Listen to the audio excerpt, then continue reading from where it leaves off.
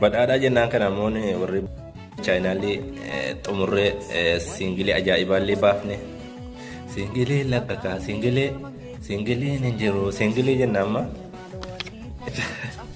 nageessoo oddo duubee tokkollee si waliin jira hin dagadhe nageessoo oddo duubee tokkollee si waliin jira Adaanecha Abeebee si waliin jirti.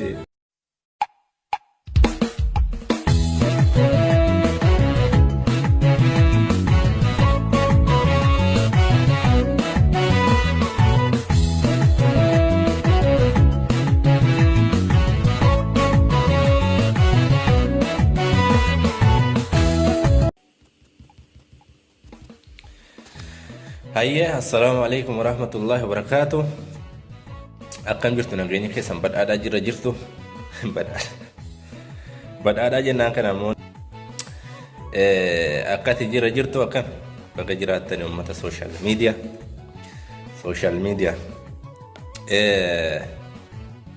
waan ajaa'ibaati.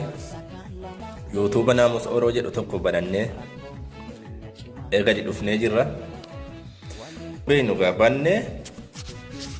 qophii xumurree siingilii wayillee baafne uummanni kun subscribe godha akkanumatti kasaaraa gallaan beeyne meeqa yaaluun waan gaarii dhamtiile taa'urra siquu jedhan haaluma sanaan yuutuubii banannee chaayinaalii xumurree siingilii ajaa'ibaallee baafne siingilee laqqaqaa siingileen hin jiru siingilee jennaan ma yoo kam ta'ellee siingiliin bayra dhugaa dubbachuuf already walaloon barreeffamee jeedaloon itti bahee qophaa'eera sagalee qofa bichaatu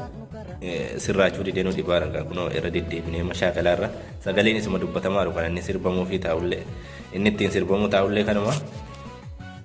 nu baasaa nu nyaataan beekne maali akkam nu godhare waan fedhee nu gadi dhufaa jira akkichuma namicha sanaa kunoo maali namicha nageessoo oddo duubee tokkollee si waliin jira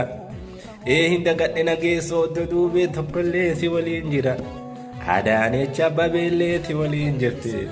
hangaasaa Ibraahim illee si waliin jira akkasillee taatu ilma finna waan ta'e nyaattanii nyaachuu baattanii yaada keessan nu itti hojjennee irratti qophoofnee barreessinee tolchinee finneera sirbuma qofa amma wanta waraabbii qofa tafe siingilii ajaa'ibaati. Siingilii sana argachuuf garuu hin jedhame malee siingiliin tolee qophaa'eera akka ajaa'ibaa qophaa'eera sagaleen illee miicama koompitara keessa galee sagaleen akka amma furdatee siin dabbaru kanaa miti koompitara keessa galee miicamee qawwuxxeedhee dhufa akkasi chaayinaaluma kana qofa subscribe godha asirrumatti isin gadi dhiifama jabaadhaa kumaan gahaa nu jajjabeessaa jechuufi si uummanni kun mata jabeessa garuu uummanni Facebook irraa kun uummanni Facebookaa fi social media fayyadamu kun walumaa galatti